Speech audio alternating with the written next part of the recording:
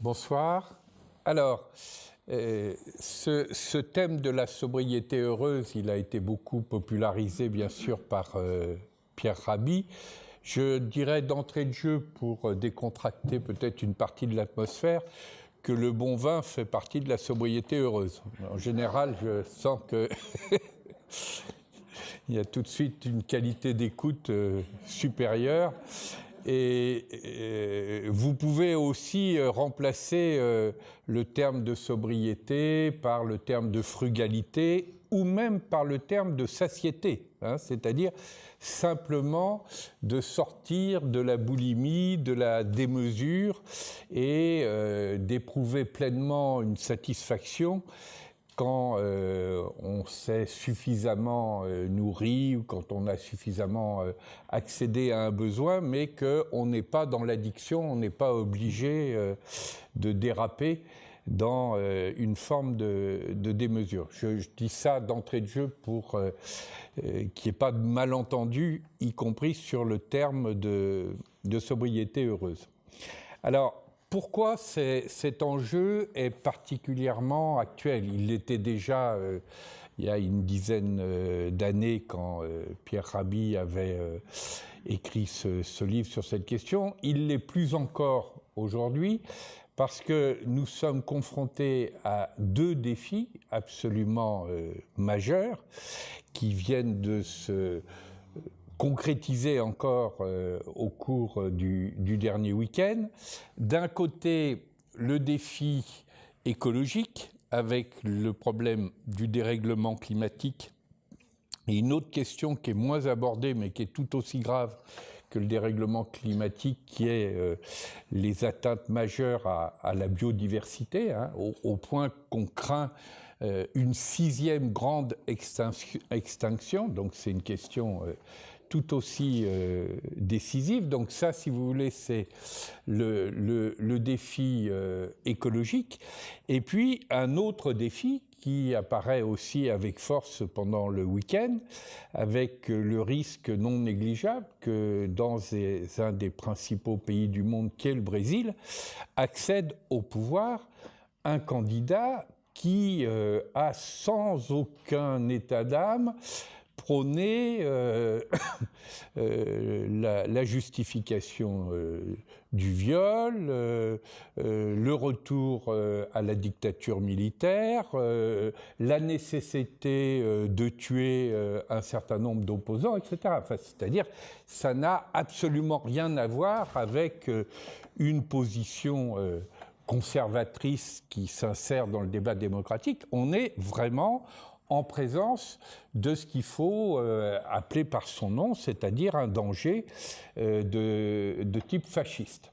Et donc nous avons ces deux risques majeurs, l'un sur le plan écologique, l'autre sur le plan démocratique, mais plus radicalement encore sur le plan humain, parce que c'est le recul des valeurs humanistes les plus évidentes qui se trouvent mis en cause quand un candidat de ce type risque d'accéder au pouvoir. Et je voudrais montrer qu'il y a un lien entre ces deux risques, et que du même coup, du point de vue des stratégies positives, des stratégies à la fois de résistance, de résilience, mais aussi de transformation positive, comprendre le lien entre ces deux risques nous permettra aussi de comprendre le lien entre l'enjeu de la sobriété, qui répond directement au risque écologique, et puis l'enjeu du bien-être, du bien-vivre, de la joie de vivre, non seulement à titre personnel mais collectif,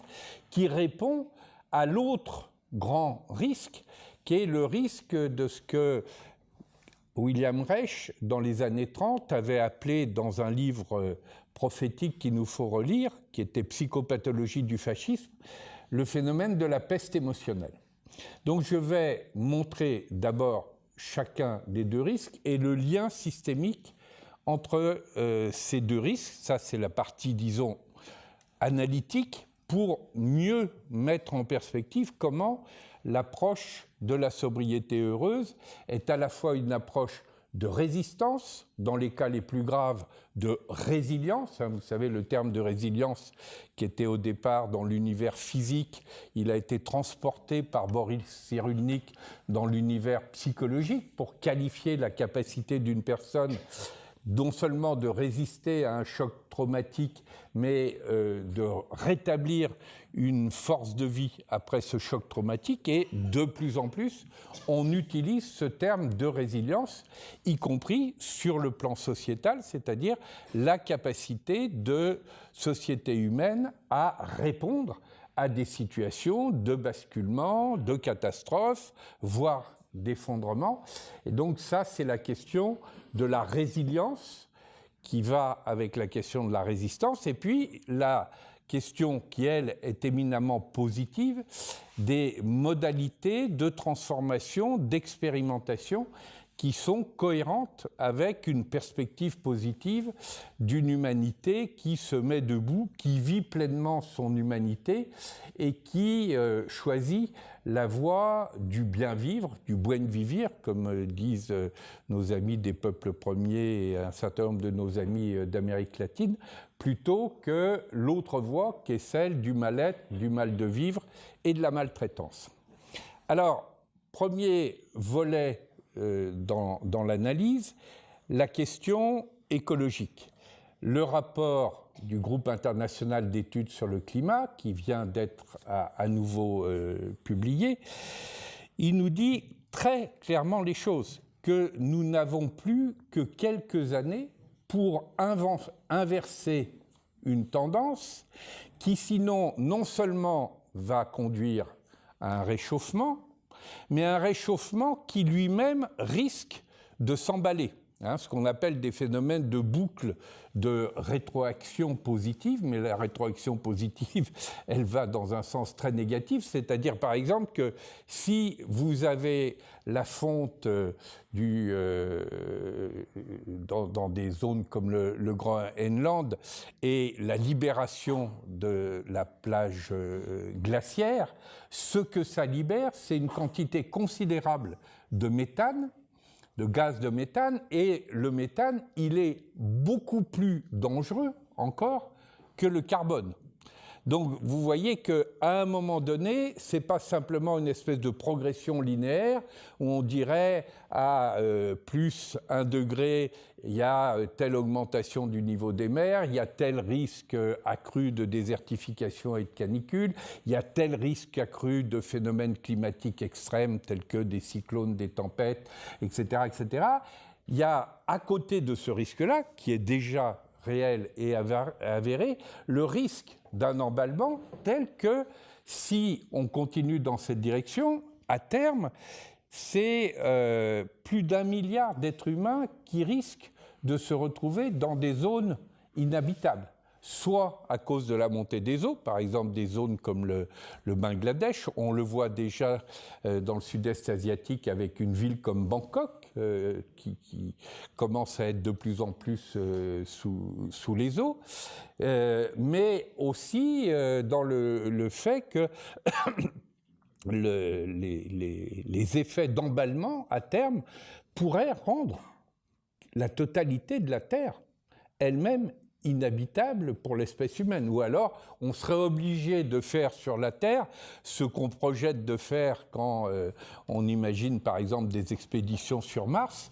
c'est-à-dire de construire de gigantesques bulles qui seraient, elles, habitables dans un contexte où, tout autour, on aurait des chaleurs torrides ou une élévation du niveau des mers qui supposerait que les bulles soient aussi construites sur l'eau, etc. Bon, toutes choses qu'on peut y compris imaginer, même dans les situations les pires, il y a toujours la possibilité de chercher des réponses positives, mais avant d'arriver à ces situations extrêmes, le GIEC nous dit qu'il faut absolument tout faire pour se maintenir aux 1,5 degrés qui ont été officiellement prévus par l'accord de Paris, c'est-à-dire ne même pas aller au plus 2 degrés, et pour maintenir ces 1,5 degrés, il faut un changement, mais radical, nous dit le GIEC,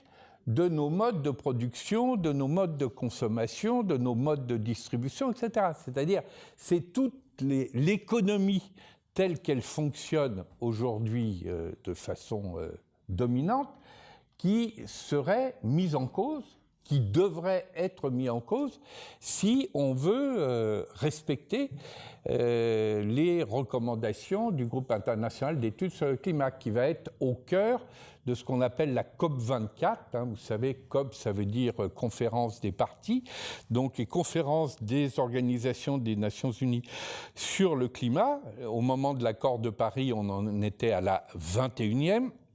Aujourd'hui, nous allons vers la 24e qui va se passer en Pologne.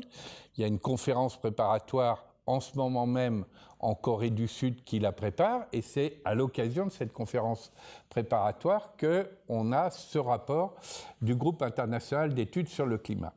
Donc je ne rentre pas plus à ce stade dans les détails. Si vous voulez, on pourra y revenir ensuite dans notre échange, mais retenons que là, il y a une alerte rouge majeure et que nous ne pouvons pas continuer avec des modes de production, de consommation, de distribution qui se traduisent par des gaspillages absolument gigantesques. Par exemple, ce véritable continent de plastique qui circule dans l'océan. Par exemple, le fait que près de 50% de la nourriture produite se trouve gaspillée.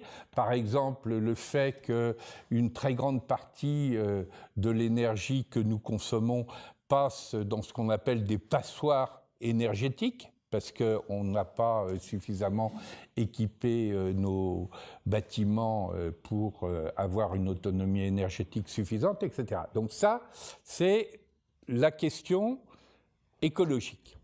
À côté de la question écologique, nous avons donc la question qui est à la fois démocratique, mais qui radicalement est aussi la question humaine, qui est liée à l'émergence de plus en plus importante et un peu partout dans le monde de phénomènes aussi inquiétants que ce qui s'était passé dans les années 30 avec la montée de faits totalitaires tels que le nazisme, le fascisme, le stalinisme.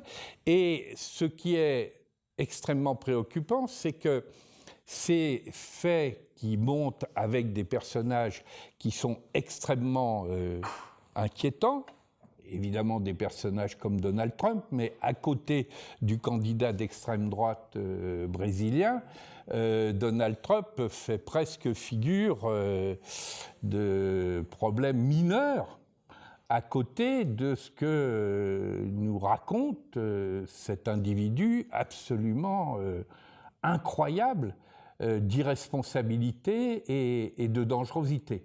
Je vous renvoie à un certain nombre de déclarations absolument ahurissantes. On ne comprend même pas par quel processus il est possible qu'une telle personne non seulement soit candidate, mais a fortiori qu'elle progresse à ce point qu'elle puisse être en situation de gagner au second tour des élections, puisque quand vous avez un premier tour où il fait près de 47% des voix, évidemment, il est sur une espèce de tsunami électoral qui peut le conduire à l'emporter, et avec des conséquences absolument dramatiques, d'abord évidemment pour le Brésil, mais aussi pour l'Amérique latine, mais aussi plus largement dans le monde entier.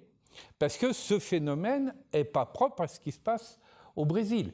Il est sous une forme encore aggravée, comparable à ce qui s'est passé aux États-Unis avec l'élection de Donald Trump, avec ce qui s'est passé en Italie avec la Ligue du Nord et le ministre de l'Intérieur Salvini, avec ce qui s'est passé en Hongrie avec le gouvernement Orban, en Pologne, etc., etc. C'est-à-dire, on est comme dans les années 30, en présence d'une menace mondiale.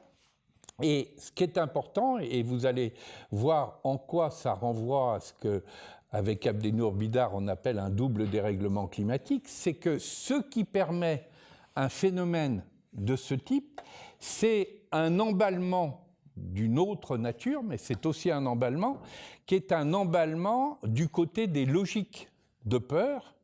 Et ces logiques de peur déclenchent ce que un psychosociologue des années 30, William Reich, avait appelé le phénomène de la peste émotionnelle. C'est-à-dire une espèce de pandémie qui démarre par la peur, mais qui déclenche des phénomènes absolument irrationnels qui conduisent les victimes d'un système à se retourner les unes contre les autres.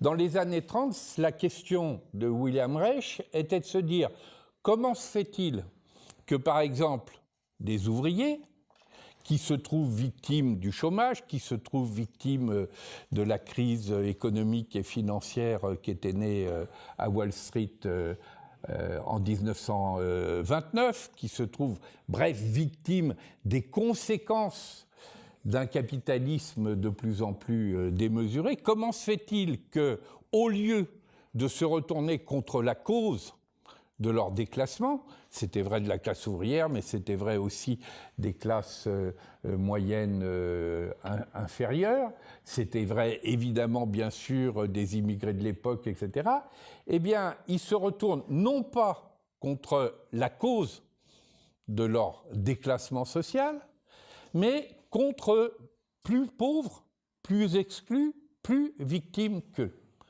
Ça, si on raisonne en termes purement rationnels, on ne comprend pas ce qui se passe. Si on raisonne par exemple en termes d'intérêt économique, comme le faisait l'analyse marxiste classique, on ne comprend pas ce qui se passe.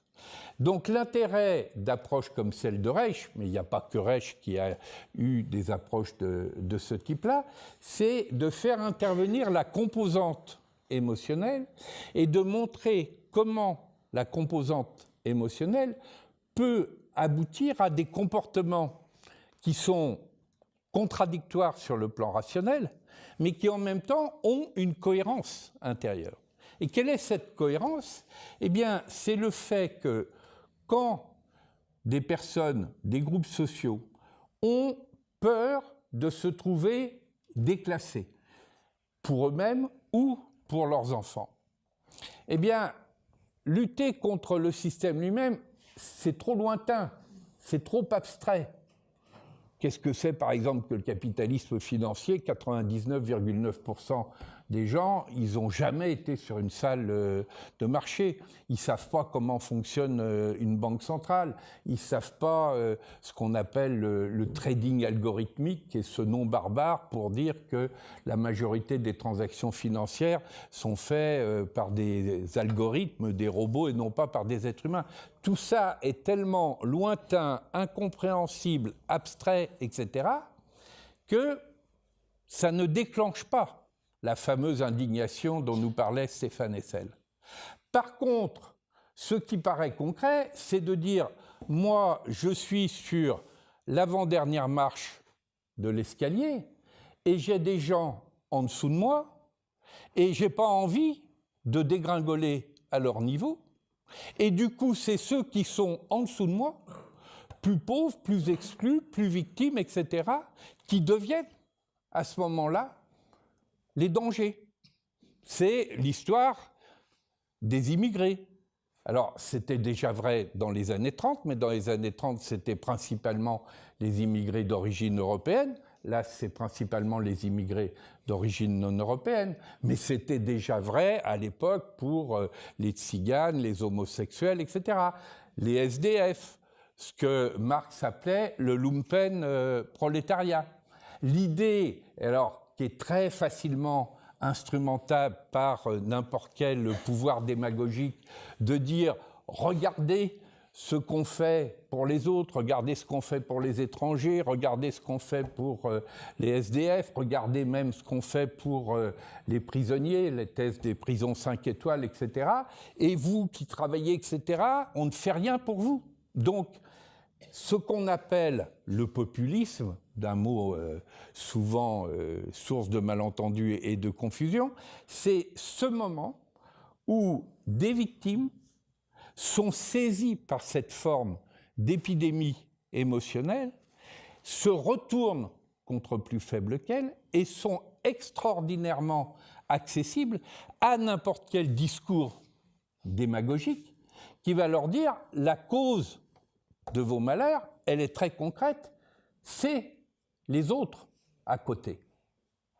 Et ça, c'est un point très important à prendre en compte parce que si on n'intègre pas cette composante émotionnelle, si on réagit simplement par une forme de critique rationnelle, eh bien, on va passer à côté du problème de la pandémie émotionnelle. On ne peut répondre à un problème émotionnel qu'en intervenant aussi sur le champ émotionnel, parce que l'émotionnel, il a une double face. Il a une face qui vient de la peur et qui déclenche des logiques de repli, des logiques d'agressivité, etc. Et puis l'autre part émotionnelle que nous connaissons bien, c'est la part qui, au contraire, nous tourne vers autrui, vers l'empathie, vers la sympathie, la compassion, la solidarité, des traditions spirituelles diraient la miséricorde, l'amour, etc., etc. Et donc, il est essentiel d'identifier cette double face émotionnelle si l'on veut résister au second grand risque que je viens d'évoquer, qui est celui d'une nouvelle peste brune et qui, dans le monde entier, menace la démocratie, les valeurs humanistes qui paraissaient les mieux établies, et de construire une capacité de réponse et de réponse systémique aux deux aspects du problème. Alors, je parle de réponse systémique parce qu'il y a un lien systémique entre les deux grands risques que je viens d'évoquer. Le risque dans son versant écologique et le risque dans son versant, disons, humain et sociétal à travers ce phénomène de la peste émotionnelle.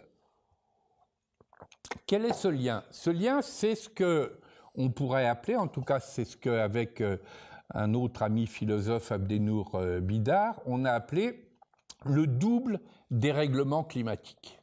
Double dérèglement climatique, ça veut dire, effectivement, il y a d'un côté le dérèglement qui conduit au réchauffement sur le plan écologique, et ne nous trompons pas, quand on parle de réchauffement, on ne parle pas d'un processus progressif, tranquille, etc. On parle d'un phénomène d'aggravation de phénomènes extrêmes. C'est-à-dire, en moyenne, c'est un réchauffement, mais il y a des endroits où ça va se traduire par des froids polaires. Ça va se traduire d'un côté par des désertifications et de l'autre côté par des inondations. Donc il ne faut pas croire que c'est une espèce de réchauffement moyen, c'est une accentuation de phénomènes extrêmes. Et ça, c'est la première phase du dérèglement climatique qui se traduit par le réchauffement. Et l'autre phase, c'est ce qu'on peut appeler la glaciation. La glaciation relationnelle et émotionnelle qui résulte justement des logiques de peur. Et il y a un lien systémique entre les deux, parce qu'on comprend bien, par exemple, que plus des personnes se trouvent isolées et déprimées, et plus elles vont avoir tendance à compenser cette perte d'énergie intérieure, soit à titre personnel, soit à titre collectif quand ce sont des groupes humains qui sont touchés, par une recherche d'énergie compensatrice à l'extérieur. C'est pour ça que, classiquement, quand on ne va pas bien, par exemple, on a tendance à être boulimique. Ou si on se sent déprimé et isolé, ben, on va avoir tendance à davantage se chauffer. Ou si vous prenez votre voiture seule, ben, évidemment, vous allez consommer beaucoup plus, non seulement du point de vue essence, mais du point de vue bilan carbone, que si vous faites du covoiturage. Donc en réalité, il y a un lien entre la démesure qui conduit à l'excès de consommation énergétique et du coup à l'excès de gaz à effet de serre sur le plan écologique, et puis l'insuffisance d'énergie intérieure qui produit des phénomènes dépressifs des phénomènes d'isolement, des phénomènes de peur, etc., et qui se traduit non pas là par du réchauffement, mais par une forme de glaciation dans les rapports interhumains. L'une des formes les plus visibles de cette glaciation, c'est ce qui se passe avec les immigrés. C'est-à-dire, il y a une peur démesurée qui est entretenue de l'idée de la submersion de nos sociétés, de nos cultures, de nos civilisations, etc., qui, sur le plan strictement rationnel de l'analyse, ne tient absolument pas la route. Mais encore une fois, sur le plan émotionnel, parce que dans nos trois cerveaux, vous savez, on a notre cerveau reptilien qui réagit instinctivement, lui, c'est vraiment notre part animale classique. On a notre néocortex qui analyse les différentes données, qui est capable d'une certaine complexité. Comme on dit, c'est avec le néocortex qu'on a tendance à couper les cheveux en quatre. Et puis entre les deux, on a notre cerveau limbique, siège de nos émotions, et le cerveau limbique, lui, il est binaire. Hein, où sont les bons, où sont les méchants, qu'est-ce qui me menace, qu'est-ce qui me fait du bien, etc. Et donc, si une situation qui, analysée par le néocortex, est une situation qui n'est pas un gros problème en soi, qui est disons, un petit ou un moyen problème, mais vue du point de vue émotionnel, surtout si c'est entretenu par là des démagogues, là des djihadistes, là des intégristes, enfin on peut avoir différentes formes qui sont exprimées de cette régression émotionnelle, et bien tout de suite ça va prendre la forme de je suis menacé, mon groupe humain est menacé, ma culture est menacée, etc. Donc ça, c'est le phénomène du deuxième dérèglement climatique qu'on peut appeler celui de la glaciation dans les rapports interhumains.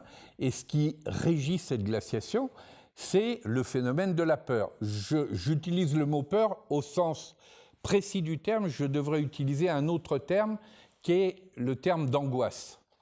Parce qu'au sens précis du terme, la peur remplit une fonction positive, et là, la peur, elle est située au niveau de notre cerveau reptilien, c'est-à-dire, face à un danger, la peur me protège de ce danger. S'il y a une plaque chauffante et que je sens l'extrême chaleur, la peur de me brûler va faire que je retire ma main. Donc, en soi, la peur est plutôt un élément positif. Mais quand la peur se transforme en angoisse, là où la peur déclenche une réaction positive de protection, l'angoisse, elle inhibe complètement. L'angoisse, elle crée une espèce de situation où on a l'impression que tout va mal, que tout nous menace dans une espèce de mélasse absolument indistincte, et l'angoisse, à la différence de la peur, de la vraie peur qui provoque de la réaction positive de protection, l'angoisse, elle génère des réactions d'impuissance et même de sidération. C'est-à-dire, on voit arriver une menace et on est tellement sidéré par cette menace qu'au lieu de l'analyser concrètement et de voir comment réagir, on attend d'être pris par les conséquences de cette menace. Alors, vous voyez, si j'introduis cette notion de double dérèglement climatique, je vais voir un lien étroit entre les problèmes écologiques et puis les problèmes sociétaux que je viens d'évoquer dans la seconde partie. Et au cœur de la jonction de ces deux problèmes, vous avez quelque chose qui est la question du mal-être, du mal de vivre, de la maltraitance, qu'on peut tout à fait démontrer en reprenant les chiffres des rapports des Nations Unies, qui mettent par exemple en évidence que les dépenses annuelles de drogue et de toxicomanie, c'est-à-dire des dépenses qui sont directement sur le terrain du mal-être et du mal de vivre, hein, c'est-à-dire quand vous avez des millions de personnes qui se droguent durablement et avec des drogues dures, hein, c'est pas un pétard de temps en temps avec des copains par curiosité ou convivialité, non, vraiment, des drogues dures et durablement, c'est vraiment un signe que ça va mal. Hein, par exemple, aux États-Unis, il y a à peu près 5 millions de drogués avec des drogues dures. C'est un indicateur de problèmes majeurs au cœur de la société américaine. Eh bien, vous savez que les dépenses annuelles de drogue et de toxicomanie représentent plusieurs fois les sommes qui permettraient d'éradiquer la faim, de permettre l'accès à l'eau potable pour tous les êtres humains, d'avoir un accès aux soins de base et un logement minimal. C'est des calculs qui ont été faits par le Programme des Nations Unies pour le développement. Donc là, vous avez un lien systémique, direct, entre la question du mal-être et du mal de vivre, avec les dépenses de drogue et de toxicomanie, et le fait que cet argent qu'on va dépenser dans l'économie de la drogue, on ne va pas le dépenser pour des dépenses vitales, telles que la faim, l'eau potable, les soins de base, etc. Ça, c'est pour la drogue et la toxicomanie. Mais les dépenses d'armement, c'est à peu près 2 fois plus que la drogue et la toxicomanie. C'est-à-dire le rapport avec les besoins vitaux, faim, soins de base, eau potable, etc., est lui-même démultiplié.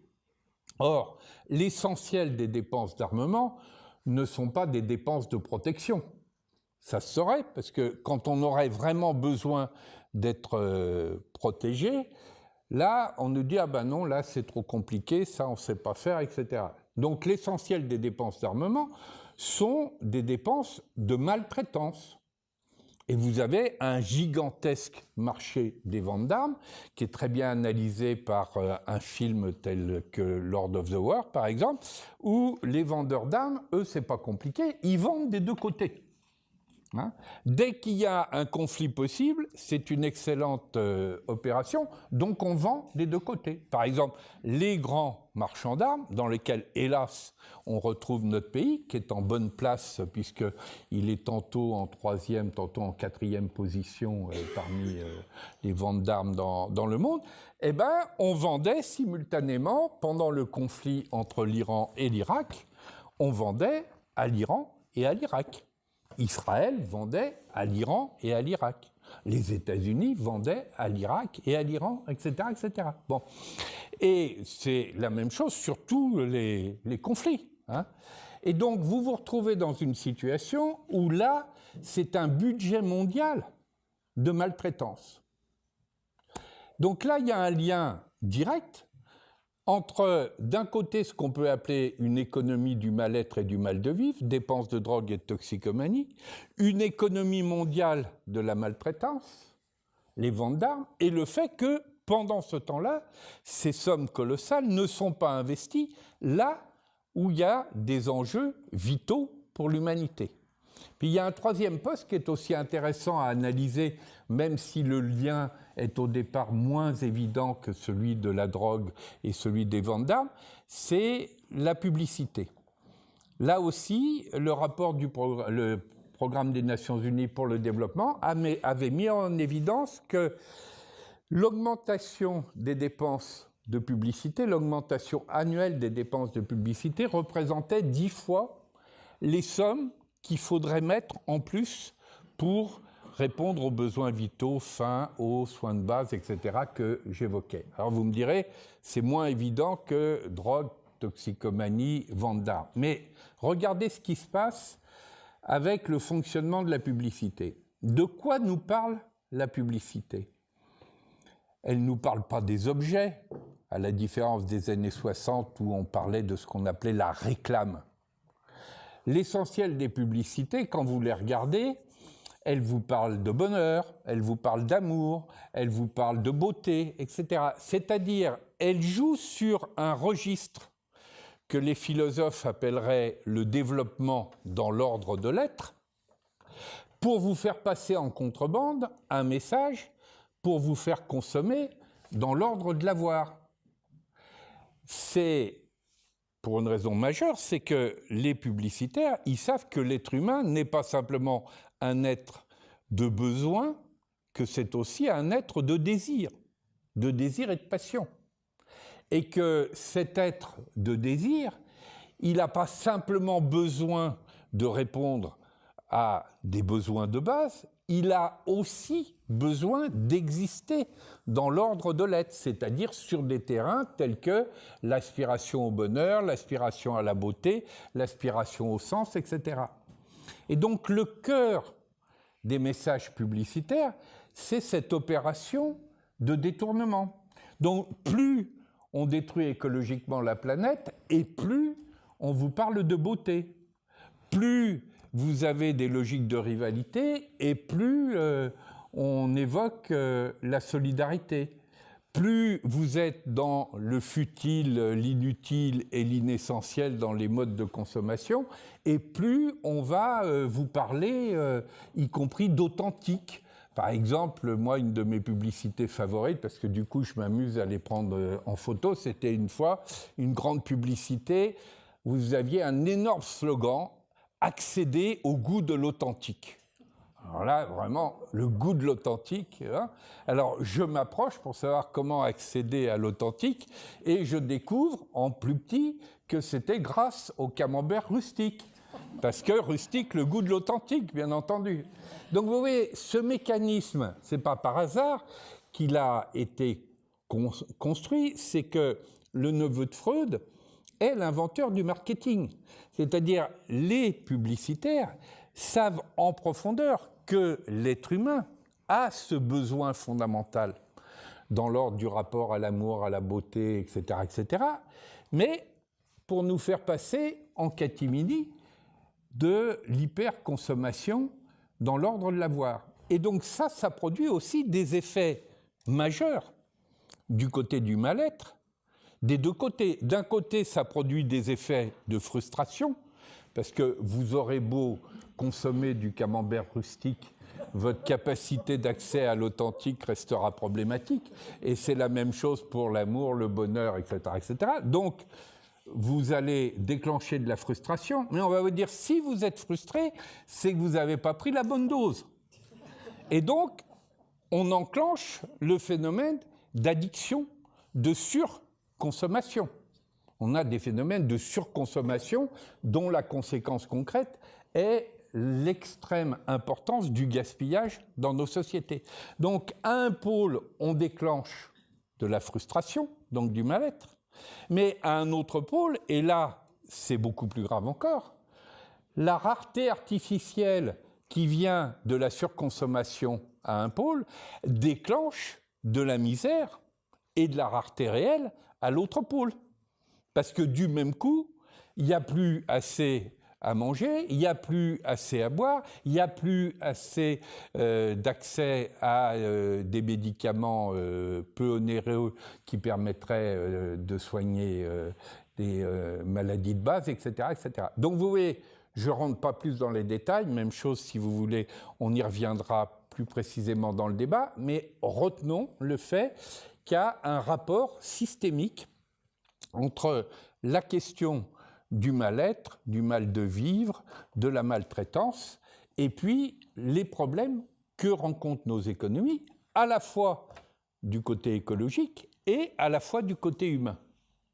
Et donc, une fois qu'on a posé ce diagnostic systémique qui permet de repérer ce double dérèglement climatique, on comprend bien, et là je rentre dans la partie positive de mon propos, que la réponse systémique à ce double dérèglement climatique, c'est du côté écologique sortir de la démesure, sortir des logiques de gaspillage, de surconsommation, mais on ne peut réaliser cette opération que si on rétablit une capacité d'énergie intérieure, aussi bien du côté des personnes que du côté des sociétés, qui leur permettent de sortir du mal-être du mal de vivre et de la maltraitance. Et là, c'est le second volet. Et dans sobriété heureuse, il faut accorder la même importance au second terme. Le terme d'heureux ou heureuse n'est pas là comme un supplément d'âme, comme la cerise sur le gâteau, c'est la cerise dans le gâteau. C'est au cœur même du processus qu'il faut intervenir parce que si une personne se met à vouloir moins consommer de toute nature, mais qu'elle reste dans des logiques d'addiction, de mal-être, de mal de vivre, etc., eh bien, vous allez avoir le même problème qu'un toxicomane si on lui propose une cure de sevrage, s'il ne ressent pas le fait qu'il a la possibilité véritablement d'aller mieux et de sortir de son addiction, ben, il préférera encore rester avec son addiction. Et on a aujourd'hui des sociétés qui sont dopées, des sociétés toxicomanes. Alors, elles sont toxicomanes en partie directement avec les dépenses de drogue et de toxicomanie, mais on peut être drogué à l'argent, on peut être drogué au pouvoir, on peut être drogué à la gloire, parce que, par exemple, on est un ado, et puis on a vu une émission à la télé, et on rêve de passer aussi à la télé, etc. Enfin, les causes d'addiction peuvent être multiples. Et donc, si on veut aller vers ce qui est nécessaire sur le plan écologique, sobriété, frugalité ou même, comme je le disais tout à l'heure, simplement satiété, il faut aller intervenir sur l'autre versant du problème, qui est le mal-être, le mal de vivre, la maltraitance. Et ça, c'est la question de ce que le philosophe Spinoza appelait l'énergie de la joie de vivre, comme alternative à ce qu'il appelait d'un autre côté les passions tristes. Tout ce qui fait qu'à chaque fois, faites retour sur vous-même, posez-vous la question dans des moments où vous vous êtes senti particulièrement bien. Posez-vous la question, est-ce que dans ces moments-là, est-ce que je me sentais en rivalité avec les autres? Non. Quand on se sent particulièrement bien, selon l'expression consacrée, quand on est heureux, on a plutôt envie que les autres le soient. Est-ce que vous aviez envie d'un rapport de prédation par rapport à la nature? Vous étiez dans un paysage magnifique, et est-ce que vous étiez en train de vous dire, tiens, j'irais bien creuser des trous pour trouver du pétrole, du charbon, du gaz de schiste, etc. Non, c'est pareil. Vous avez plutôt un sentiment de contemplation, d'émerveillement, et s'il faut absolument, pour des raisons de nécessité, creuser quelques trous, vous allez le faire à minima en préservant la beauté de ce paysage. Donc vous avez une situation dans laquelle, à chaque fois qu'on est bien, à chaque fois qu'on est à la bonne heure, pas le bonheur au sens d'un coup de chance, mais qu'on vit en pleine présence, ce que j'appelle moi vivre à la bonne heure, l'énergie intérieure que l'on ressent fait qu'on n'a pas besoin d'aller piquer cette énergie à l'extérieur, la rivalité avec autrui ou la prédation à l'égard de la nature. Et c'est vrai à titre personnel, mais c'est vrai aussi à titre collectif. Plus une société s'élève en qualité de bien-être, mais il faut entendre le mot « être » au sens fort du terme, parce que souvent ce qu'on a appelé le bien-être, c'était en réalité le beaucoup avoir. Quand on s'élève véritablement en qualité de bien-être, on réduit simultanément et le risque du côté écologique et le risque du côté des logiques de peur qui déclenchent la peste émotionnelle et, in fine, des mouvements aussi dangereux que des mouvements néofascistes. Donc vous voyez ce lien systémique du point de vue de l'analyse, il l'appelle un lien systémique du point de vue de la réponse. Et à ce moment-là, à partir du moment où on comprend ça, la grande affaire, et c'est vrai sur le plan personnel comme sur le plan collectif et sociétal, c'est effectivement d'apprendre à progresser dans l'ordre du bien-être, en entendant le mot « être » au sens fort du terme. Et par exemple, sur des terrains qu'on n'a pas l'habitude d'aborder dans les débats publics, par exemple, que sont ce que j'appelle l'ABS, qui n'est pas l'Airbag System, mais qui est cette triple demande fondamentale chez les humains, qui est la demande d'amour, la demande de bonheur et la demande de sens, qui sont au cœur de ce qu'on appelle le développement dans l'ordre de l'être. Mais qu'est-ce qui se passe quand on regarde cette zone du rapport à l'amour, au bonheur et au sens? Regardez ce que nous disent les expressions populaires. Elles nous disent des choses pas très engageantes.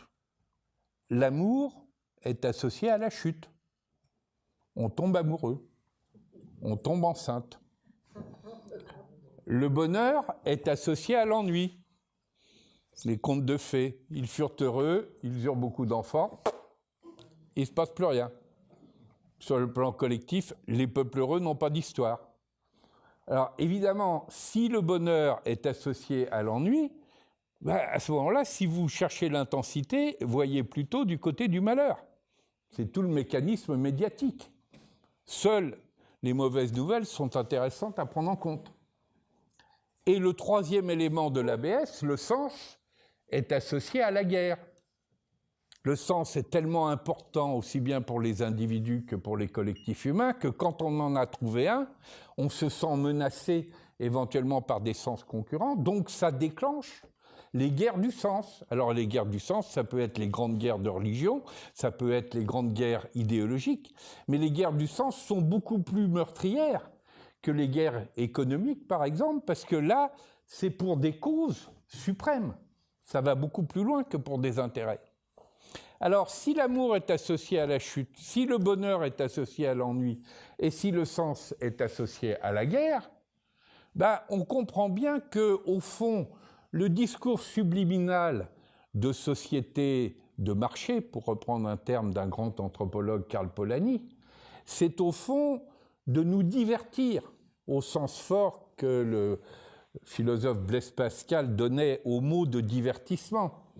C'est-à-dire de dire, écoutez, si on remettait l'humain au centre, comme vous ne cessez de le réclamer, eh bien vous seriez confronté à la tragédie de l'être, à la tragédie de l'amour, à la tragédie du bonheur, à la tragédie du sens.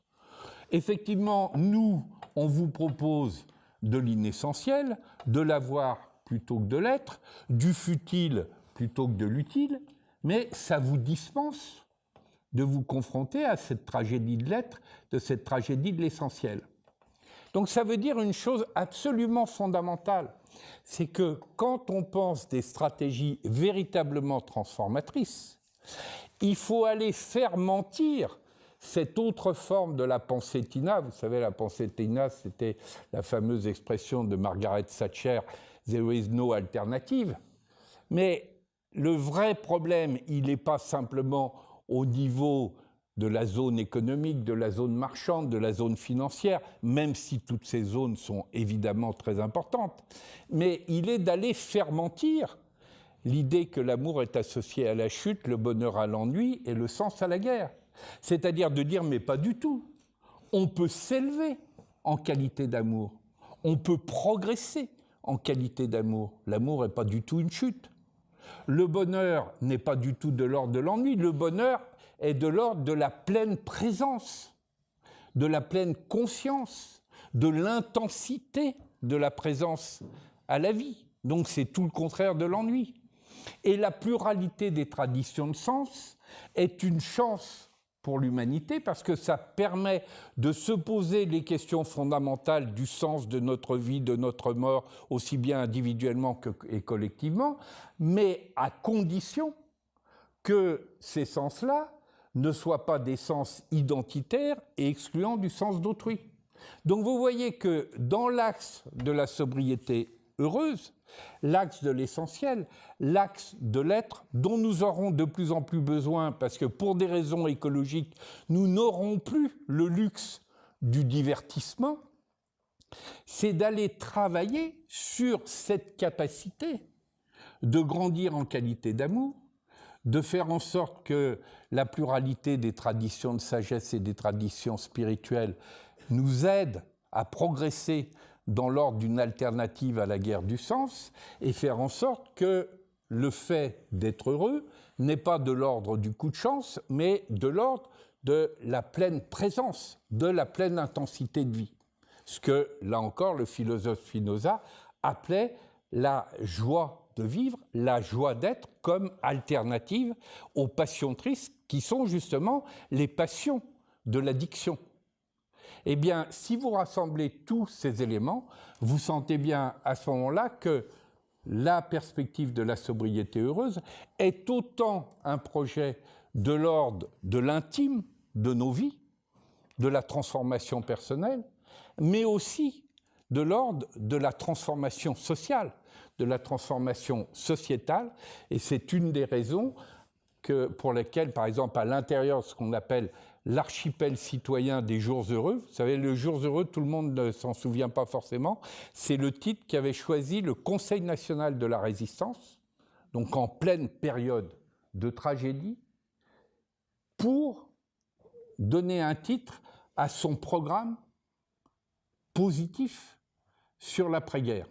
Donc le CNR, il avait à la fois dans des conditions incroyablement difficiles, on se souvient que Jean Moulin a été assassiné à la suite d'une réunion du CNR, non seulement réaliser l'unité des maquis, non seulement préparer la libération, mais dans le même temps avait été capable de construire un programme très anticipateur au cœur duquel il y avait par exemple l'indépendance de la presse par rapport aux grands groupes financiers et évidemment la sécurité sociale.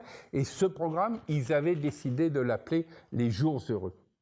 Eh bien, dans ce qu'on appelle aujourd'hui par exemple l'archipel citoyen des Jours heureux, qui rassemble une trentaine de mouvements qui se reconnaissent dans cette perspective, eh bien, l'un de nos thèmes, c'est de dire « choisir d'être heureux » est un acte de résistance légitime. Merci.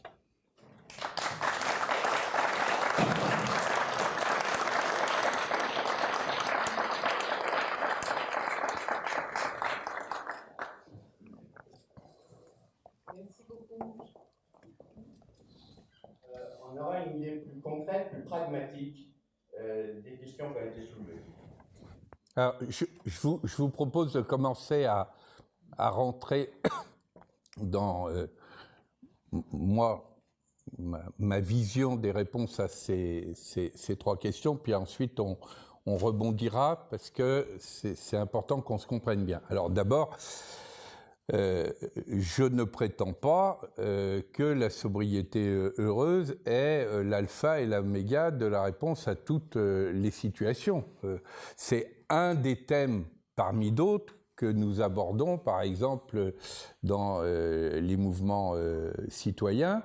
Et il y a bien d'autres aspects. Et par exemple, un des aspects, et là je rentre plus directement sur les questions politiques au sens le plus noble du terme, c'est le lien que nous développons entre la nécessaire résistance, et là, on n'est pas simplement dans l'ordre psychologique et personnel, on est aussi dans l'ordre économique, social, politique, partout où il y a de la résistance qui est légitime. Par exemple, la question des paradis fiscaux, la question de l'évasion fiscale, voilà un objet majeur de résistance. Donc ça, c'est ce qu'on appelle la stratégie du rêve. C'est le R de la résistance, le V de la vision transformatrice, et dans la vision transformatrice, ce n'est pas une vision purement psychologique, c'est la vision de la capacité d'une pleine humanité qui est capable de se mettre debout, alors qu'aujourd'hui, il y a une grande partie de l'humanité qui est condamnée à des stratégies de pure survie. Quand je parle du lien entre les budgets de toxicomanie, de vente d'armes, etc., ce n'est pas de la psychologie. Et qu'il y a un lien systémique entre ces budgets et puis le fait qu'à côté de ça, on ne met pas ces sommes sur la faim, l'accès à l'eau potable, les soins de base, etc., c'est bien des enjeux sociétaux, politiques, etc. Donc ça, c'est le V de la vision transformatrice, et sans attendre le E de l'expérimentation anticipatrice, c'est-à-dire celui qui dit « nous n'attendons pas que notre vision se soit installée partout pour commencer à la vivre nous-mêmes. Mais ça, c'est aussi quelque chose qu'on connaît bien dans l'histoire collective. C'est par exemple tout le projet de l'économie sociale et solidaire. Donc franchement, je n'ai pas suffisamment développé ces aspects-là, faute de temps. Je suis bien d'accord avec vous, mais ils sont totalement présents. Et ce volet politique, ce volet transformation sociale, il est parfaitement présent. Est-ce que c'est, deuxième volet de la question et de la critique, est-ce que c'est psychologisant d'introduire des approches du type de celle de Reich sur la peste émotionnelle? Quand on cite Marx et l'histoire du calcul égoïste, qu'est-ce que c'est d'autre sinon le fait que Marx lui-même s'est intéressé à ces phénomènes psychologiques? La grande question, c'est pour ça que Reich a développé un au-delà de l'analyse marxiste. C'est que quand on réduit l'analyse marxiste à une analyse de contradiction rationnelle des intérêts du capitalisme, eh ben, on va complètement passer à côté des raisons pour lesquelles, par exemple, les victimes d'un système, au lieu de se retourner contre ce système, se retournent les unes contre les autres.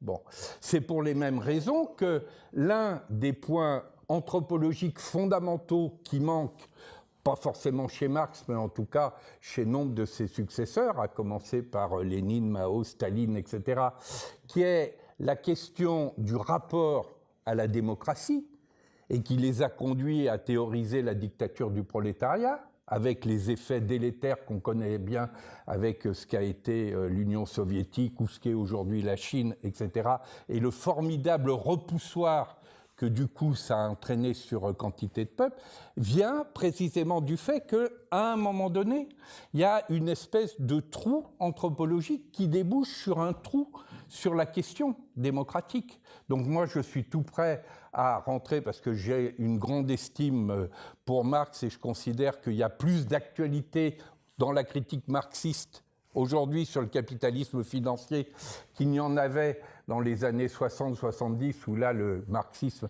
était au top niveau idéologique, mais où en réalité, on était beaucoup plus dans des économies sociales mixtes, régulées, qu'un véritable type de capitalisme. Donc autant, je pense que la part critique de Marx est aujourd'hui à revisiter, autant je pense que les trous anthropologiques qui sont au cœur de trous sur la démocratie des courants issus du marxisme est un problème qui est tout à fait réel et qu'il faut dépasser. Alors, j'en viens maintenant au troisième volet, les questions du sens. Évidemment, aujourd'hui, dans les questions du sens, le phénomène religieux et à l'intérieur du phénomène religieux, la question de l'islam est une question importante et je ne prétends pas du tout la nier. Mais on ne peut pas isoler cette question-là d'autres dérapages que ceux de l'islam.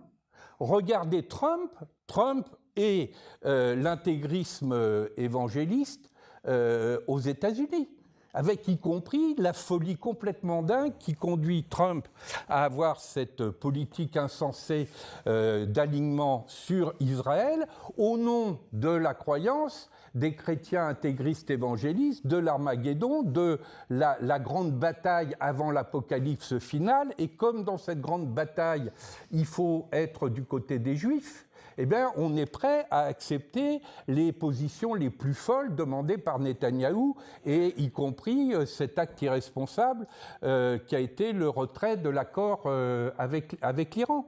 Donc, il y a un intégrisme chrétien, et du côté évangélique, il y a un intégrisme catholique, et il suffit de lire des sites comme Civitas pour s'en convaincre. Il y a un intégrisme du côté des Juifs, il y a même un intégrisme du côté des bouddhismes, comme on le voit aujourd'hui avec la question birmane, etc. Donc chaque tradition de sens est interpellée sur ce que j'évoquais tout à l'heure, entre savoir si c'est plutôt sa face sombre, la face identitaire, la face guerrière, la face intégriste, ou la face positive, celle qui fait que l'islam, c'est aussi la miséricorde, le christianisme, c'est l'amour, le bouddhisme, c'est la compassion, mais c'est la même chose pour le communisme. La face sombre du communisme, ça a été la face totalitaire du communisme. Ça a été les millions de morts du côté de l'URSS, les millions de morts de la révolution culturelle chinoise, les millions de morts du côté de Pol Pot, etc. Donc cette face sombre d'une autre forme de religion séculaire, qui a été le communisme, et il y a aussi une face lumineuse qui est dans la culture communiste, cette aspiration fondamentale à l'égalité, à l'émancipation, etc. Donc ce tri sélectif que je proposais d'opérer quand je parlais de la question de l'ABS, tout à fait d'accord pour l'opérer par rapport à l'islam et par rapport à la face sombre de l'islam, mais il n'y a aucune raison de ne le faire que par rapport à l'islam. Parce que si c'est pour opposer à l'intégrisme de l'islam, l'intégrisme chrétien, l'intégrisme juif, etc., ben on va reproduire exactement les mêmes problèmes par ailleurs. Voilà. Quelques éléments trop rapides, mais qui font qu'il y a effectivement des points de débat importants. Est-ce qu'il y a d'autres... Allez-y. Vous avez parlé du fait qu'il y ait 50% de nourriture qui était jetée. Gaspillée, donc ça peut être soit carrément jetée, soit gaspillée parce qu'elle va partir dans des circuits. Je veux dire, si vous prenez par exemple les problèmes des biocarburants, c'est au départ des ingrédients qui devraient servir à de la nourriture et qui vont servir à de la consommation d'équivalent essence. Mais c'est absolument énorme, le gaz.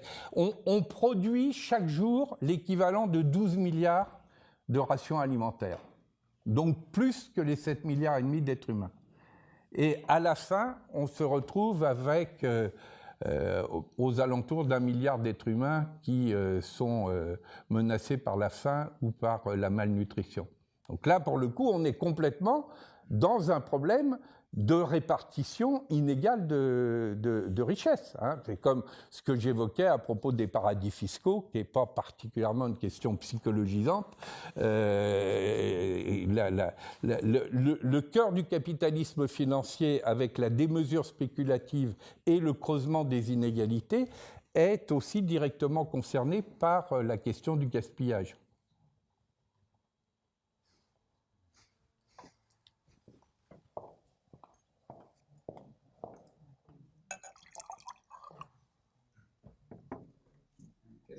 De la comparaison que l'on peut peut-être faire entre ce qui est en train de se passer au Brésil avec Bolsonaro et un régime installé depuis quelques années dans les Philippines avec Duterte qui, je crois lui aussi, s'est fait élire avec un programme où il annonçait qu'il voulait lutter contre la violence, la drogue, etc. Donc c'est un peu des motivations comparables. Ah oui, ah ben c'est tout à fait les mêmes registres, hein, les mêmes registres, mais avec le fait que les moyens utilisés sont des moyens terroristes, ce sont des moyens de terreur, et c'est ce qui risque de se passer au Brésil. Si ce triste individu est élu. Hein. Faut voir les propos qu'il a tenus, y compris sur la justification du viol, de la torture. Enfin, c'est absolument ahurissant. Mais vous avez raison, Philippines, c'est ça. Quand je dis qu'il y a un problème mondial d'une peste brune qui à nouveau se répand, c'est pas un problème spécifique à tel ou tel pays. L'Europe est de plus en plus menacée elle-même par cette situation. Allez-y. Vous avez axé votre débat sur deux hypothèses.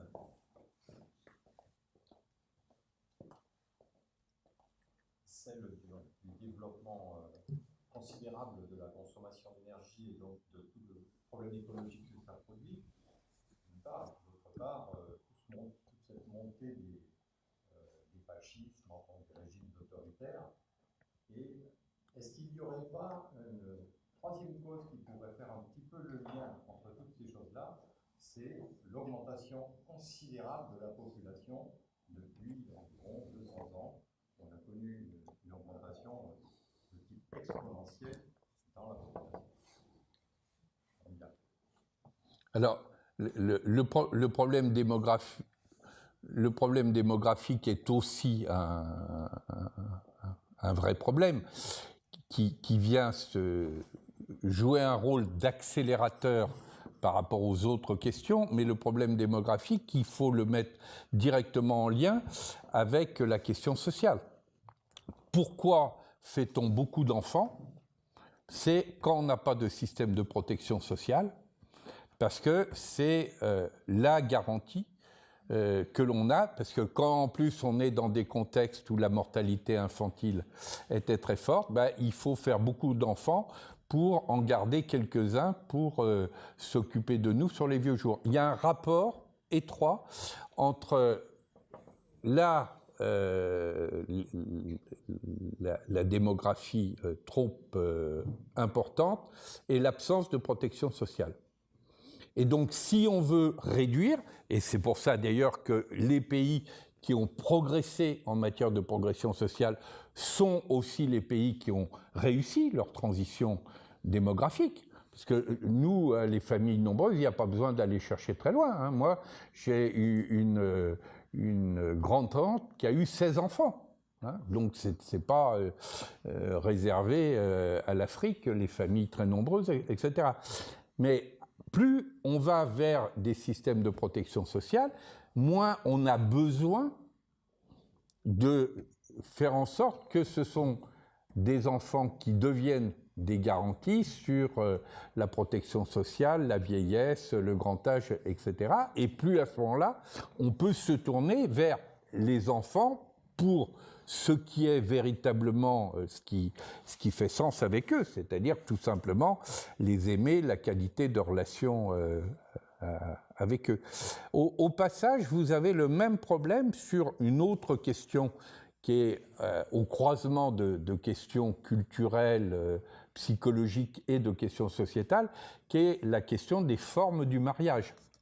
Hein, si on veut sortir du mariage social arrangé, aller vers le libre consentement des époux, des compagnons et des compagnes, ce qui est évidemment un droit fondamental, il y a besoin de systèmes de protection sociale. Sinon, c'est très bien expliqué dans le film de Ken Loach, hein, où on voit une jeune Irlandaise qui est amoureuse d'un jeune Pakistanais, et dans la culture de la famille pakistanaise, ils viennent la voir, elle, et la question qu'il lui pose, c'est « Est-ce que tu peux promettre que tu l'aimeras toujours, que tu seras là quand il sera malade, que tu seras là pour ses vieux jours, etc. » Et évidemment, autant elle peut dire « mais si je l'aime », autant elle ne peut pas apporter ces garanties-là. Or, dans un certain nombre de cultures et de pays, parce que justement il n'y a pas de système de protection sociale, eh bien c'est la famille et le mariage social qui constituent cette garantie. Donc si on veut progresser, ce qui est un droit fondamental, en particulier pour les femmes, du côté de mariage d'amour, de mariage libre, il faut avancer aussi sur la protection sociale, et c'est la même chose sur la question démographique. Je voulais savoir s'il n'y avait pas non plus une question religieuse, parce qu'en Occident, il y a quand même dans pas mal de pays la religion a un recul, en tout cas la religion catholique, je pense, et donc dans les enfants des familles, il y a beaucoup plus de liberté. Il y a beaucoup plus de possibilités. Il y a deux générations, ce n'était pas vraiment pensable sur le plan religieux. Et est-ce qu'il n'y aurait pas aussi, donc, justement, un lien entre les pays où il y a encore des religions qui s'imposent encore fortement avec une démographie plus importante? Oui, mais c'est un autre exemple de l'interface que j'évoquais tout à l'heure sur les questions du sens. Je veux dire, dans l'interpellation, par exemple, des grandes traditions religieuses, de la même façon qu'il y a une interpellation sur la question est-ce que vous êtes sur un sens ouvert qui est plutôt porteur d'ouverture, d'empathie, de miséricorde, de compassion, d'amour, etc., ou un sens identitaire porteur de guerre de religion, de djihadisme, d'intégrisme, etc., pour les mêmes raisons de l'interpellation, vous avez le rapport à la sexualité. La thèse de la peste émotionnelle, elle s'applique évidemment beaucoup à toute la tradition puritaine dans l'ordre religieux. C'est pas par hasard si vous avez, y compris venant de milieux catholiques chrétiens, cette proposition d'une commission d'enquête pour, y compris au sein de l'Église catholique, que la question du rapport à la sexualité soit posée comme source possible, voire probable, de ce déchaînement pathogène de pédophilie. Alors, en plus, ça n'est pas du tout aller heurter le socle fondamental de ce qu'il y a de meilleur dans la croyance, dans la foi, etc. Parce que si vous prenez un exemple tel que le célibat des prêtres, par exemple, dans la religion catholique, il n'y a aucune raison théologique et canonique qui justifie le célibat des prêtres.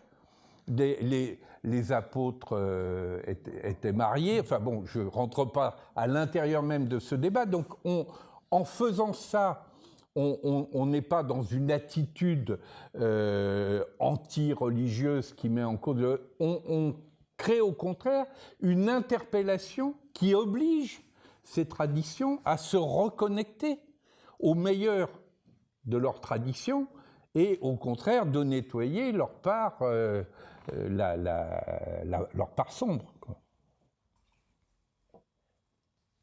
Oui ?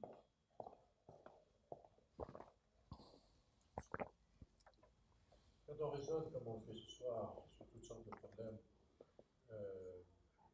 on fait appel chacun à un système de pensée. Ce qui me paraît intéressant dans la période actuelle, c'est que je vois une évolution, je sens une évolution. Nous sommes sur le point de passer à un autre système de pensée. Le système de pensée dominant dans lequel nous sommes, c'est un système de pensée matérialiste, où on raisonne essentiellement en termes de quantité, de poids, de nombre, de mesures, d'économie, de matériel, etc. Globalement, c'est un peu ça le mode de faire. Et il me semble que petit à petit, notamment avec le progrès des sciences biologiques dans ce domaine, nous arrivons à une sorte de système de pensée du vivant. Et ça me paraît espérant, parce que ce système de pensée du vivant est beaucoup plus dynamique.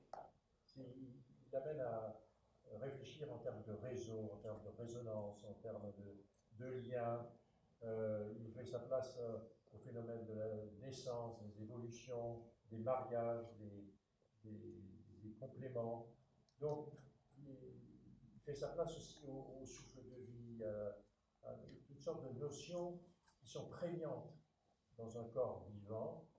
Nous sommes tous des vivants et les sociétés sont des choses vivantes aussi, qu'on nous dit un peu trop. Donc il me semble que cette mutation que je sens poindre de différentes manières offre plus de richesse et entre davantage dans la complexité vraie des choses.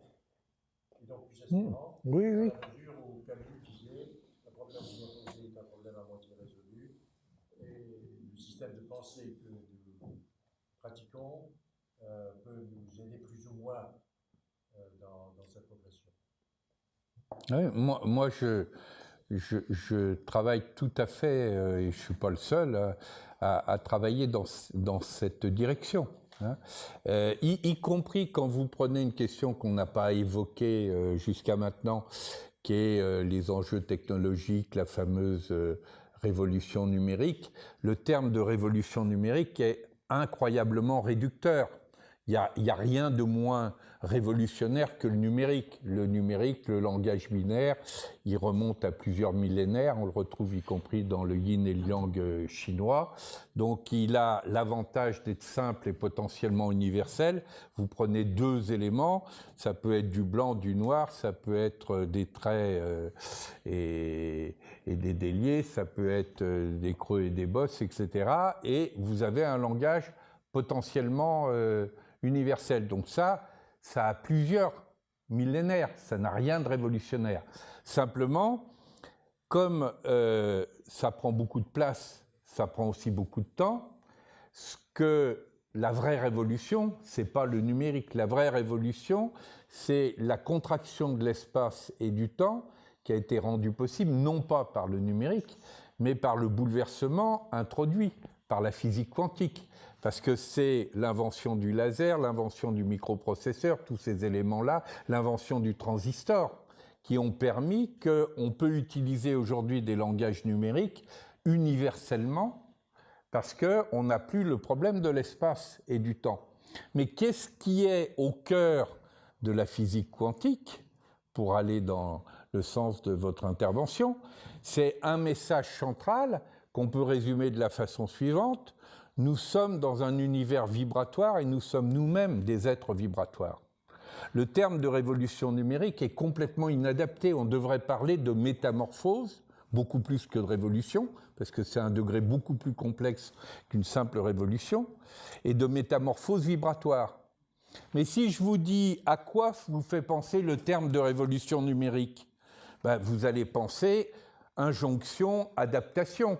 Si je ne suis pas suffisamment dans le coup de cette révolution, je vais me retrouver hors course. Donc ça déclenche des mécanismes de peur, de compétition, d'adaptation. Si je vous dis à quel moment de votre vie est-ce que vous vous sentez le plus en vibration, il y a de bonnes chances que ce soit dans les rapports à la beauté et à l'amour, par exemple. Et même nos petites tablettes, nos smartphones, etc., qu'est-ce qui intéresse 99,9% d'entre nous? Ce n'est pas le codage informatique qu'il y a derrière, c'est la possibilité de cet accès extraordinaire qu'on peut avoir avec, par exemple, l'essentiel d'un patrimoine de culture, de connaissances de l'humanité. Donc on est bien sur du champ vibratoire.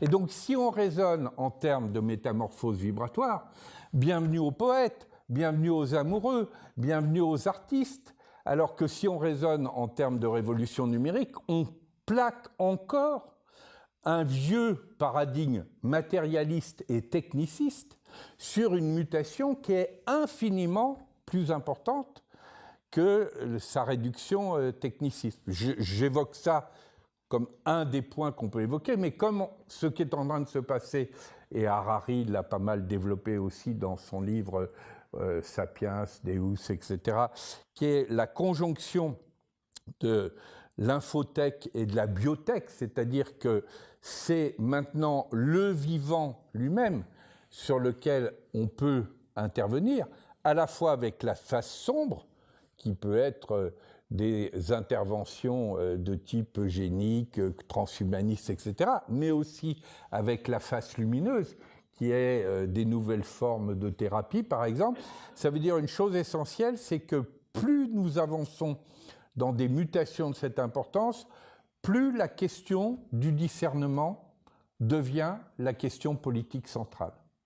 Et plus des formes démocratiques qui permettent une qualité de délibération et de discernement, et qui là aussi nous sortent des visions simplistes, binaires. Parce que dès qu'on est en phase de discernement, se poser la question quel est un bon usage thérapeutique d'une technologie et quelle est en même temps sa face dangereuse, ça suppose une grande qualité d'information, une grande qualité de délibération.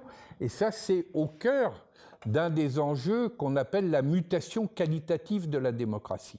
C'est-à-dire nous ne pouvons plus continuer avec une démocratie purement quantitative et compétitive et qui dit quand quelqu'un a fait X plus 1 de pourcentage, c'est forcément lui qui a raison. Non, évidemment, c'est un point important à prendre en compte, mais si vous prenez par exemple la question des lanceurs d'alerte, ils jouent un rôle décisif, les lanceurs d'alerte. Or, sur un plan de loi du nombre, qui est au cœur de la démocratie quantitative, les lanceurs d'alerte, par nature, ils représentent de toutes petites minorités. Donc il y a ça aussi qui est en jeu, que je n'ai pas eu l'occasion de développer, parce qu'on m'a demandé de parler de la sobriété heureuse.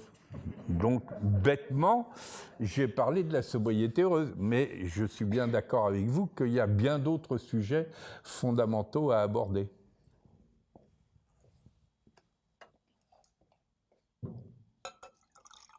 Monsieur Paul Arnaud, je voulais vous demander, vous retracez une conférence que j'avais suivie au Palais des Congrès en 2004. C'était Luc Ferry qui l'animait. Oui. Ancien ministre de l'Éducation nationale. Alors, il disait qu'il n'y a plus de place, c'était une conférence sur la place de la morale, de la philosophie dans l'économie. On était au début de cette ère mondialisée, 10 ans après, et il avait eu cette formule qui m'est restée gravée dans la tête, de dire vous avez plus aucune place pour la morale. Est-ce que vous êtes prêt à reprendre dans votre exposé sur une vision de sobriété heureuse, est-ce que vous êtes prêt à faire une place ou alors à rejeter cette dimension morale pour les temps à venir? Mais quand je viens de parler de l'importance du discernement, le discernement, c'est au cœur de l'éthique, donc de la morale, mais c'est aussi au cœur de la démocratie. C'est-à-dire, à partir du moment où on fait œuvre de discernement, eh bien, l'application éthique sur un ensemble collectif humain, c'est de la délibération démocratique. On est dans des sociétés où il n'y a pas quelque part une instance supérieure qui va dire à notre place, comme dans des sociétés d'ordre, voilà ce qui est le bien, voilà ce qui est le mal. Donc, c'est à nous, collectifs humains, de délibérer sur la question morale, par excellence, qui est qu'est-ce qui est bénéfique, qu'est-ce qui est nuisible. Et par exemple, moi, je vais même l'introduire dans des questions qui peuvent paraître éloignées, qui sont des questions telles que la comptabilité. J'avais eu l'occasion de travailler sur une autre approche de la richesse, de la monnaie pour un rapport pour le gouvernement. Et je dis par exemple, il nous faut revenir au sens premier des deux mots-clés de la comptabilité, la question des bénéfices et la question des pertes. En redonnant à ces mots leur plein sens, les bénéfices, ce n'est pas des soldes monétaires, positifs, ce sont les activités bénéfiques, sources de bienfaits. Les pertes, ce n'est pas des pertes monétaires, ce sont les activités nuisibles, porteuses de destruction de valeur, et le mot valeur, il faut l'entendre lui aussi dans son sens fort, valor en latin, ça veut dire la force de vie. Donc il y a valeur ajoutée s'il y a création de force de vie, et il y a destruction de valeur si par exemple les deux sources de la force de vie, que sont d'un côté la nature et de l'autre côté les humains, si on va détruire une nappe phréatique, c'est de la destruction de valeur. Si la souffrance au travail est telle que des personnes en viennent à se suicider, c'est de la destruction de valeur.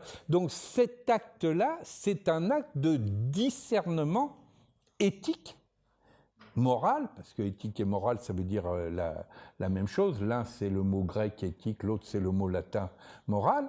Et l'application de ce discernement éthique ou moral pour une personne, c'est l'exercice démocratique. Donc oui, 1000 fois oui, j'introduis cette dimension dans les enjeux actuels.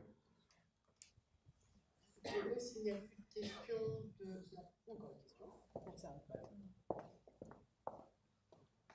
Un exemple de cette démocratie, cette esprit démocratique qui pourrait s'appliquer à la dette, quelle est l'énorme question de la dette. Si on ne regarde la dette que sous forme traditionnelle, comme vous le et si on ignore ce que cela signifie, c'est-à-dire qu'on introduit de la morale, il faut garder la morale, il faut simplement se la confronter entre nous d'une manière que ce ne soit pas la force de quelqu'un contre un autre, mais qu'elle lui rende compte des richesses, des diversités, des débats qui doivent exister. Je voulais vous poser la question de savoir ce que vous pensez de tous ces phénomènes de machines. Est-ce que c'est des fantasmes, des robots, est-ce que vous croyez à cela, ou bien est-ce que vous pensez que c'est une nouvelle forme de domination de l'homme qui est en train de se préparer? Alors il y a certes, quand un médecin de New York peut opérer en même temps que son collègue qui lui indiquera dans un autre pays que ce qui est spécialiste peut amener à une autre solution, ça c'est des choses bien sûr. C'est pas de ça dont je veux parler. C'est globalement comme système de pensée peut-être, d'application en tout cas, comme une sorte d'image de l'avenir qui pourrait se produire pour nous. Alors, je dis juste un mot avant de rentrer sur cette question sur la dette, c'est un point important.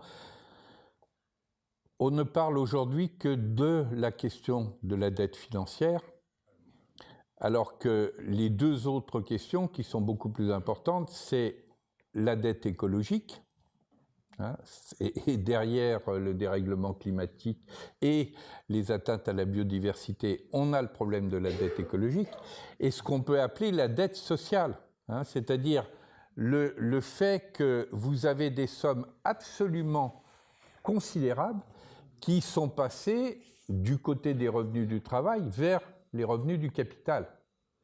Donc il y a trois dettes, et des trois dettes, l'essentiel de la dette financière, c'est le résultat de la dette écologique et de la dette sociale.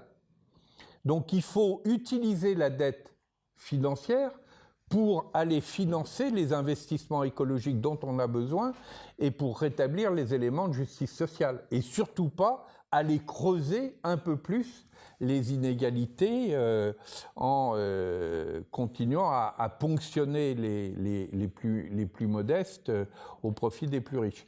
Alors, je reviens sur votre seconde question.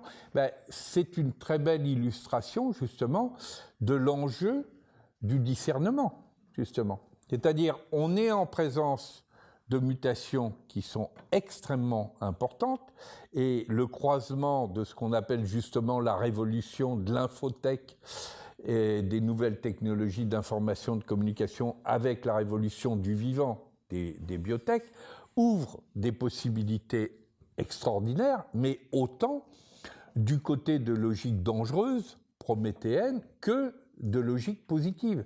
Et on ne peut pas avoir par rapport à cette situation soit une posture purement technophobe, au motif qu'il y a une phase d'ombre, je refuse les avancées techniques, mais auquel cas on est sûr d'avance qu'on se met complètement en marge de l'histoire, on n'a jamais pu arrêter une évolution technique, donc la position technophobe, elle est intenable, mais la position technophile qui consiste à dire c'est bien, puisque de toute façon on vient de le trouver et ça avance, ça nous interdit aussi d'aller faire le discernement sur des faces dangereuses, du genre ce que développent des courants comme le transhumanisme, qui peut très bien nous amener à une petite partie de l'humanité qui, elle, bénéficiera de tous ces atouts, y compris de robots Android, etc., et qui considérera les autres êtres humains comme des sous-hommes. Et ça, c'est évidemment un danger majeur. Donc la question du discernement sur le bénéfique et le nuisible est une question éthique, politique et de plus en plus économique, c'est-à-dire il faut réinterroger au cœur même de la question de la richesse, des indicateurs de richesse, des systèmes de comptabilité, la question du bénéfique et du nuisible dans ces termes-là. Merci. Je vous propose cette fois de nous arrêter. Je vais vous remercier Patrick Vivray pour sa présence ce soir.